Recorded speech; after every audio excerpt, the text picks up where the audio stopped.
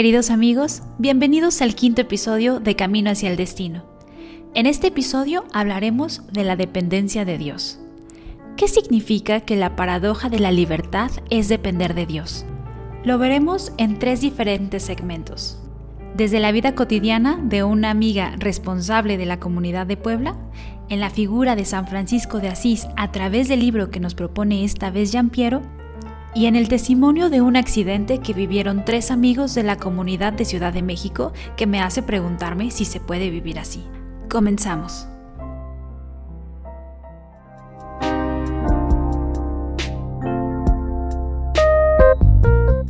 En la vida cotidiana, Carmen dice: no tengo nada, pero lo ofrezco todo. Al ser consciente de mi nada, digo sí en mi pobreza. Soy una nada enamorada. ¿Cómo es el día a día con esta conciencia? ¿Se trabaja distinto? ¿Se come distinto? ¿Se vive distinto? Escuchemos ahora en la vida cotidiana con Ruth de la comunidad de Puebla.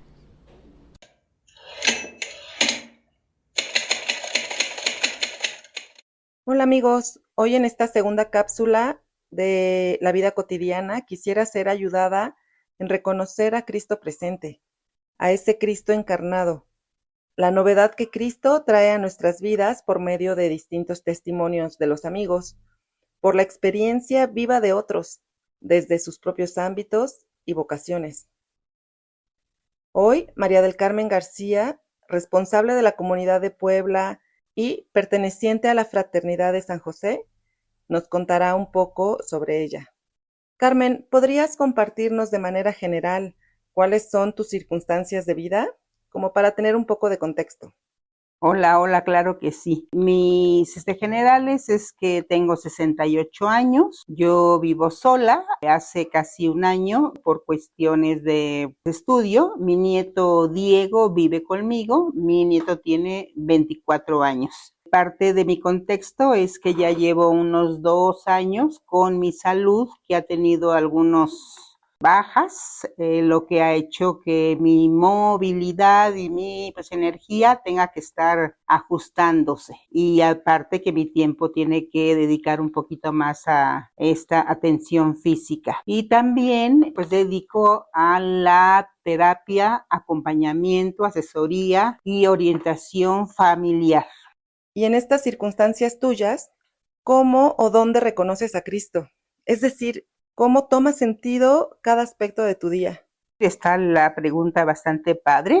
Debo decir que para mí el reconocimiento de Cristo implica un juicio, implica una experiencia. Entonces yo parto de este criterio, esta conciencia que soy de Cristo y para Cristo.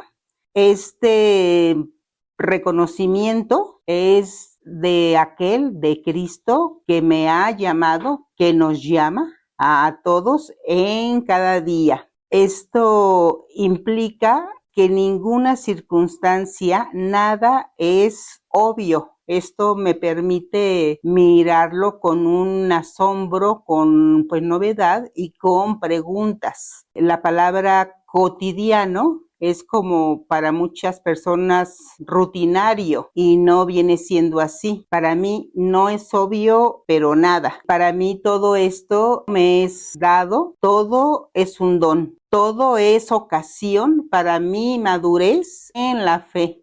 Esto quiere decir para mí que cada día es una conciencia que se ensancha. Es un afecto, es un agradecimiento que se va ensanchando siempre. La madurez no quiere decir que llegué a un tope, sino al contrario, es más grande la novedad, el asombro, la desproporción que hay entre yo y Cristo. Es una desproporción tremenda. Ante esto, que es un don, que es una gracia, que es un Dios enamorado de mí, eso es sorprendente. Yo respondo agarrada de la mano de la Virgen y digo sí. Y yo respondo con mi sí, con un ofrecimiento. No es pues si yo tuviera algo para dar y la verdad como que no tengo nada en ese sentido, pero le doy todo, ofrezco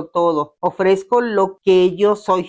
En este reconocimiento de mi nada, por ahí recuerdo alguna frase que soy una nada enamorada. Yo digo sí con lo que soy, con la desproporción, con mi límite, pecado, etcétera. ¿Cómo se hace carne esto? Bueno, para mí es indispensable la manera como Cristo viene a mí, además de la presencia real en la Eucaristía, en el prójimo, en todo esto, me ha llamado Cristo a través del movimiento de comunión y liberación. Esto es, pero claro, y me está indicando el camino, la puerta, la ventana, como que por dónde. Y mi sí está precisamente a entregar a CL este camino. Y mi sí está que me piden ser responsable, pues con mucho gusto. Que me piden que entregue el fondo común y la acreditativa y estudiar unos textos, aquí estoy. Es súper claro. Y de CL también viene esta rama, esta vocación en la virginidad, a como Yusani la pues entiende, a como yo he aprendido a pues entregar todo, ¿no? Con unas promesas de obediencia, pobreza y castidad. Dentro de todo esto se me da como un gran regalo, como un instrumento, una regla. Entonces tener esta regla de vida para mí es elemental. Y la regla implica, en lo posible, la misa diaria, el silencio, el sí a CL, reconociendo mi pues autoridad primera, etcétera, ¿no? Como para decir un día, aunque les quiero decir que aunque para algunas personas mi día pueda parecer rutinario, pues para mí no. Cualquier día es diferente, tiene un propósito diferente, una novedad diferente. Entonces no me aburro ni un solo día. No es que yo anhele otro día diferente, sino a cómo se me da. Y cada día es maravilloso.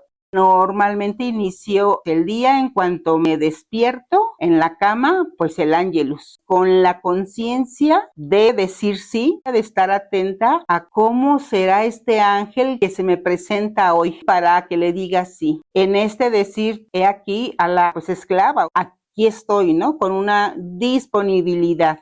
Luego, ahí mismo, escucho el evangelio y una homilía de un sacerdote que es el que me nutre mucho, ¿no? Me levanto, procuro ir a misa y mi día en la casa es entregado, pero como quisiera decir, lavo trastes, barro, trapeo, las consultas que yo doy, el descanso que yo tengo, el silencio, pero todo está cargado de sentido. Y bueno, esto hace mi vida interesante, me hace percibirme con la necesidad grande de Cristo, porque yo no me doy el sentido, sino que se recibe. Entonces, cualquier circunstancia es algo pues maravilloso. Y estoy hablando de circunstancias incluso como que ahora tengo 2 hernias en la columna.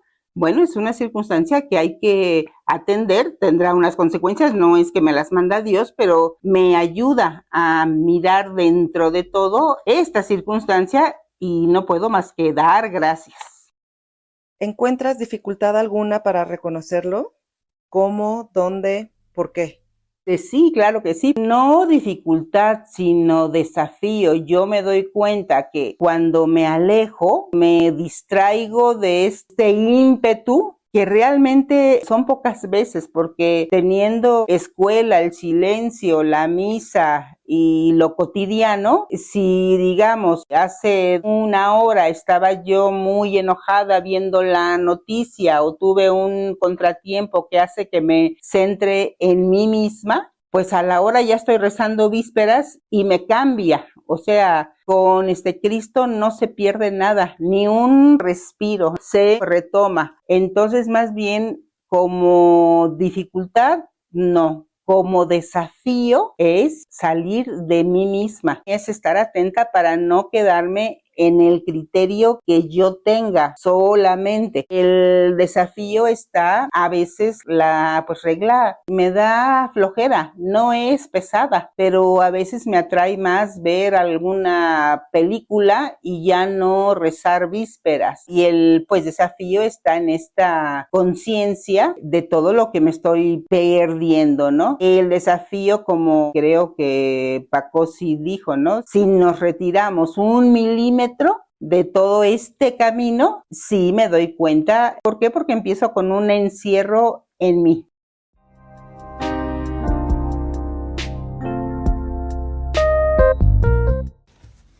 Gilbert Keith Chesterton nació en Londres en 1874 y murió en Beaconsfield en 1936. Nació como agnóstico convencido y murió como católico, más convencido aún. En 1922 se había convertido al catolicismo y en el 1923 escribe esta biografía de San Francisco de Asís que iremos a leer.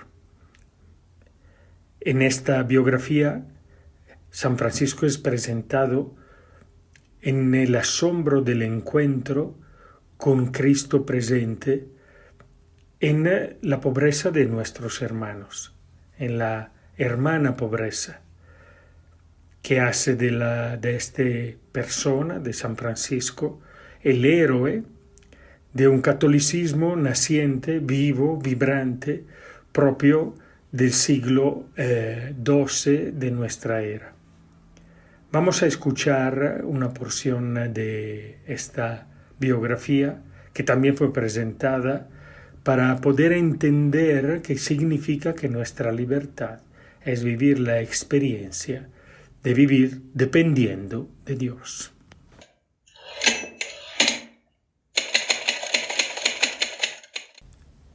Todo el mundo sabía que se había puesto en ridículo. Era un hecho sólido y objetivo como las piedras del camino. Se veía a sí mismo como un objeto muy pequeño y distinto, a la manera de una mosca caminando por el transparente cristal de una ventana. Y era indudablemente un loco.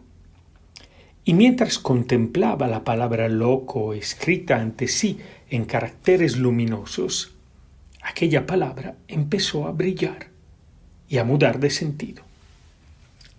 En nuestra infancia solían contarnos que si un hombre practicase un agujero en la tierra y fuese bajando continuamente por él, llegaría un momento en el centro de la tierra en que le parecería estar subiendo.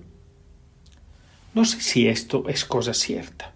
Y no sé si es cosa cierta porque no he practicado nunca un agujero en la tierra. Y menos aún me he arrastrado tierra adentro.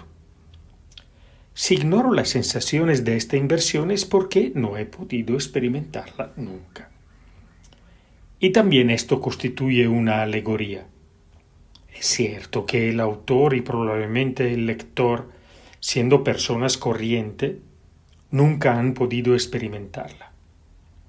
No podemos seguir a San Francisco hasta que el trastorno espiritual en que la humillación completa se convierte en una completa felicidad y bienaventuranza, porque nunca lo hemos experimentado.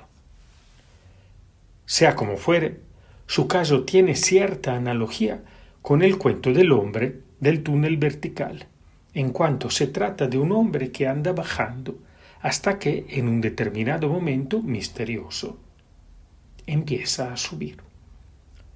No pretendo escribir nada sobre la intrínseca esencia oculta del experimento, pero su efecto externo, para el propósito de esta narración, puede expresarse con decir que cuando Francisco salió de su caverna de visión, llevaba la misma palabra loco como una pluma en el gorro, como un penacho o una corona.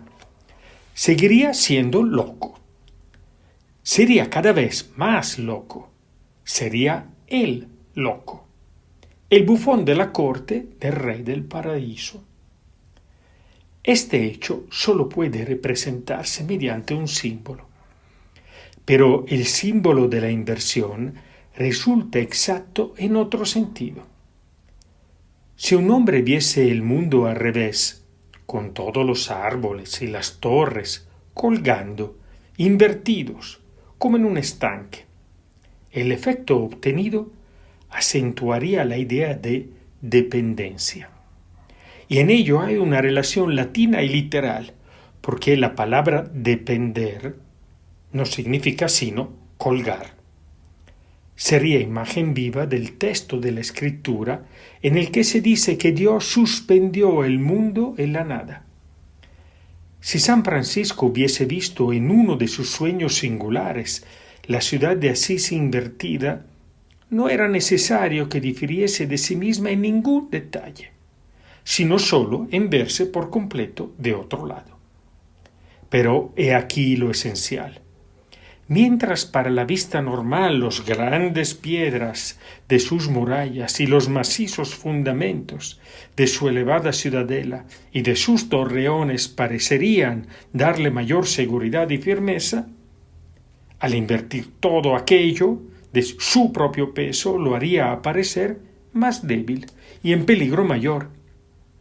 Esto no es sino un símbolo, pero explica un hecho psicológico.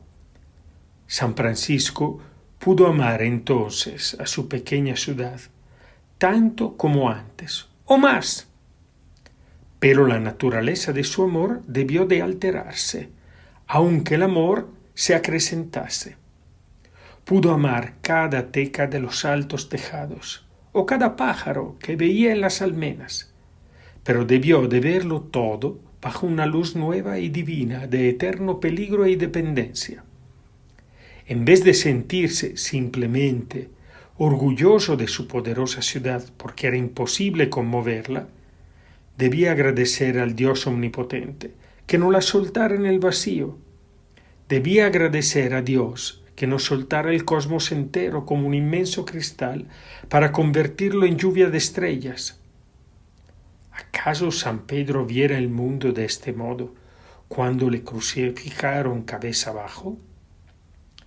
Algunos dan generalmente un sentido cínico a la frase cuando dice «Bienaventurado quien nada espera, porque no se verá burlado». Y San Francisco dijo en sentido perfectamente gozoso y entusiasta «Bienaventurado quien nada espera, porque de todo gozará».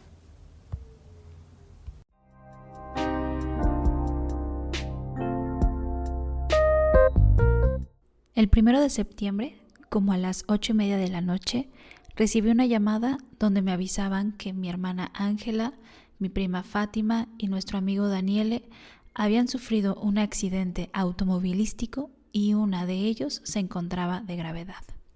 Esa noche pudimos vivir la unidad de nuestra comunidad, que responde también en estas circunstancias. He escuchado muchas veces la frase «El Señor no nos abandona», y esa noche lo vivimos concretamente, con rostro y cuerpo. Mi familia y amigos se movilizaron inmediatamente para acompañarnos y ayudar en lo que fuera necesario. Los que no podían ir, en cuanto se enteraban del accidente vía mensaje, se ponían a rezar de inmediato, recordando quién nos sostiene verdaderamente y quién nos da el don de la vida. Mi mamá y yo fuimos las primeras en llegar al lugar del accidente. Dentro de todo el caos y lo que estaba pasando, a mí me tocó estar dentro del coche con Daniele y con Ángela. Ellos todavía se encontraban allí dentro y pues no se podían mover. Por lo que esto me tocó vivirlo junto a mi hermana. En ese momento del accidente, o sea, ahí en el lugar del accidente, hay dos cosas las cuales recuerdo muy bien. Una es el dolor de mi hermana, que yo lo puedo describir como 3 dolores que ella tenía y por los cuales estaba sufriendo y gritaba de dolor, su dolor de la pierna, porque era un dolor físico, el dolor de ver a su amigo sufriendo y el dolor de ver a su prima sufriendo. Cuando llegó la segunda ambulancia, iban a atender a mi hermana, pero ella inmediatamente les dijo, no, atiendan primero a él, refiriéndose a Daniele, ya que Fátima había sido atendida con la primera ambulancia. Eso a mí me impactó mucho porque hoy en día pienso, aunque ella se moría de dolor también, ¿qué clase de amor y de amistad es esta con la cual tú puedes poner como prioridad el bienestar de tu amigo? Y el segundo hecho tal vez fue un detalle, pero que a mí me ayudó mucho a recordar otra vez quién nos estaba sosteniendo en ese momento. Y es que estábamos ya en la ambulancia rumbo al hospital y le estaban haciendo a mi hermana pues algunas preguntas de rutina, y dentro de su dolor y los gritos, cuando a ella le preguntan con quién venías y de dónde venían, la respuesta fue con mi amigo y mi prima, y veníamos de misa. Quisiera preguntarle a Angelita sobre estas dos cosas, ¿no? La relación entre ellos, cómo ha sido, cómo es ahora después del accidente, y también el hecho de dónde venían, si esto ha marcado de alguna forma la experiencia de este acontecimiento. Bueno, la amistad que tengo con Sempri, le digo Sempri, es en realidad muy joven porque lo conozco desde hace un año. Pero se ha vuelto una cercanía impresionante entre él y yo. Siento que lo conozco, o él me conoce desde que yo era muy pequeña. Y con Fati, pues es mi prima, pero había estado viviendo lejos. Es hasta que empezamos a estar juntas en el club que pues nació una amistad, ¿no? Una amistad que no solo es como amor de primos, sino un- una amistad muy bonita que nos hizo mucho más cercanas, incluso diría que la considero como una hermana para mí. Y describo esta amistad entre nosotros como muy natural y donde yo puedo ser muy libre, cosa que creo que es pues, muy valiosa, ¿no? Que yo pueda ser completamente yo con estas dos personas. ¿Y qué pasó en el accidente? Solo podía confirmar lo que significaban para mí Sempri y Fati, esta amistad infinita, porque después del accidente nuestra amistad solo creció. O sea, su dolor y el mío, toda la experiencia en esos momentos, solo generaban en mí el recuerdo de la dependencia que teníamos con Dios, lo que nos une, ¿no? O sea, esa dependencia con Dios nos unía a los tres en esos momentos. Porque, o sea, después veníamos, como tú dices, de misa y de la jornada de inicio de año del club, donde justo hablábamos que la base del cristianismo es la comunión, esta compañía, donde los rostros que ves son la memoria de Cristo, y para mí Sempri y Fati son esa memoria. Por eso el accidente solo hizo que afirmara y quisiera más a estos amigos. O sea, que son un regalo del amor que tiene para mí Dios, y me impresiona mucho lo que vivimos, y agradezco también su amistad. Aquella noche, mis tíos, los papás de Fati, se movilizaron desde Querétaro para ver a su hija. Yo pude reunirme con ellos aproximadamente a las 3 de la mañana debido a que se encontraban en diferentes hospitales. Mi tío tenía una serenidad impresionante. ¿Cómo se puede tener esa serenidad en circunstancias donde la mayoría pierde la cabeza? No sé por qué tenía esa serenidad. La verdad para mí fue algo que me sorprendió después, que lo analicé después. Era una fuerza que no sé de dónde salió. Estoy cierto que ni siquiera lo había pensado. Sin embargo, había esta serenidad porque me parece que inconscientemente entendía que algo estaba pasando que, que era misterioso. Algo estaba pasando de misterio. Que después se venía verificando, ¿no? Se venía verificando de un acontecimiento tan grande, tan difícil. Sin embargo, algo nos sostenía. Y una cosa que quizá me ayudaba mucho era justamente, sabía que otros estaban ahí. Yo después reflexionaba, cuando Cristo nos dice, si dejas a tu padre, a tu madre, a tu familia, tendrás 100 veces más. Yo tenía en ese punto, es claro que Fátima estaba en otro lugar y tenía 100 veces más papás. O sea, nosotros no estábamos ahí, pero había más papás. Tenía más papás ella ahí, 100 veces más, que estaban ahí con ella y la estaban ayudando. Quizá más que nosotros, quizá más, no lo sé. Esto yo creo que me tranquilizaba, me ponía sereno porque era ese rostro, ¿no? Era indudable que había este sostenimiento. Tía, como madre, ¿cómo viviste esta situación? Me sentí en primer lugar acogida, me sentí abrazada y acompañada. Y cuando llegamos, sí, yo también veía cómo nos recibieron los padres, cómo nos recibieron los papás de Emanuel, o sea, preocupados nosotros llegamos así como que, ¿y ahora qué hacemos, no? O sea, ¿qué hacemos en el sentido de que qué nos toca hacer, no? Entonces, ya cuando yo entré al hospital, sí tuve ese impulso de sentirme frágil, ¿no? De hecho, me sentía yo frágil, ¿no? Pero al mismo tiempo yo dije, no quiero que me vaya mi hija, ¿no? Porque estamos en un momento en donde Cristo nos está cargando, ¿no? Nos está cogiendo, ¿no? Entonces, ya conforme la vi, hablé con ella y todo lo que aconteció los siguientes días es cuando uno siente que uno está acompañado, ¿no?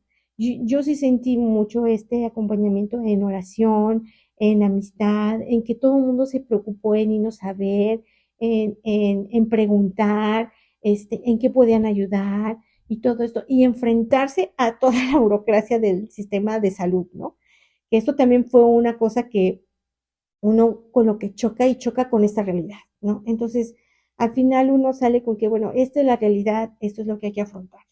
Y lo que ha sido estos meses, el acompañamiento ha sido constante, ¿no? Aunque yo en lo personal he sido como que un poco así, un poquito renuente, ¿no? En lugar de que ya que ha pasado este tiempo, he de reconocer que he sido acompañada a pesar de mi poca afección, por ejemplo, hacia estos rostros, ¿no? Del movimiento, ¿no?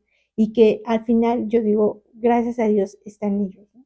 Gracias a eso nos hemos sostenido también nosotros como familia, porque no solamente es una afección a la persona de Fátima, a la persona de Ángela y a la afección de Daniela, sino a nuestra familia también. Yo le comentaba a Flor, mira, me recuerda mucho cuando yo vi la película de Mel Gibson que hizo de Cristo, ¿no? Como la Virgen María, o sea, sabiendo que su hijo iba a pasar por todo un proceso de martirio, que no le iban a creer, que le iban a golpear y todo esto, veía su serenidad ante esta situación, ¿no? Ante estas cosas. Tú no ves una madre desmoronada, tú ves una madre que permite que su hijo, dentro de esta libertad que se nos da, lo vive. Y lo vive y para mí es un sí María, ¿no? Es un sí de María, ¿no? Un sí impresionante, ¿no? ¿Qué ha dejado este acontecimiento en sus vidas? ¿Qué ha dejado como familia? Que no lo sentimos a veces o no lo reconocemos, pero estas situaciones y este acompañamiento ha sido bueno.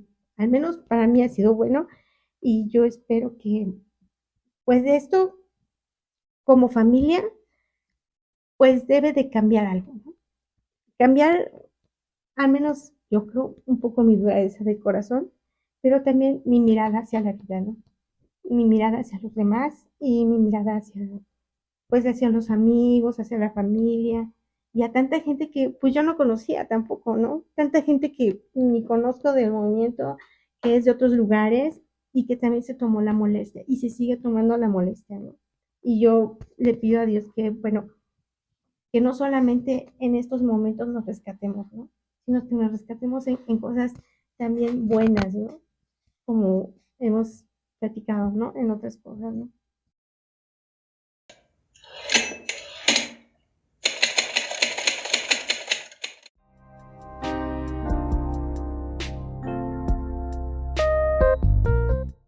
Muchas gracias a todos por escucharnos en este episodio. La segunda parte de la entrevista que acaban de escuchar de Se puede vivir así estará disponible en el siguiente episodio. Dejaremos como siempre los links de la revista y redes sociales en la descripción. Un saludo y hasta la próxima. Esto fue Camino hacia el Destino, un podcast de Litere Communionis.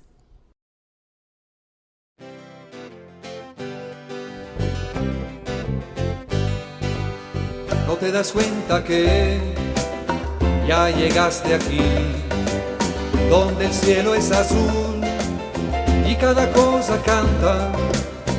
¿No has visto que aquella cara ya tiene algo que no habías visto jamás?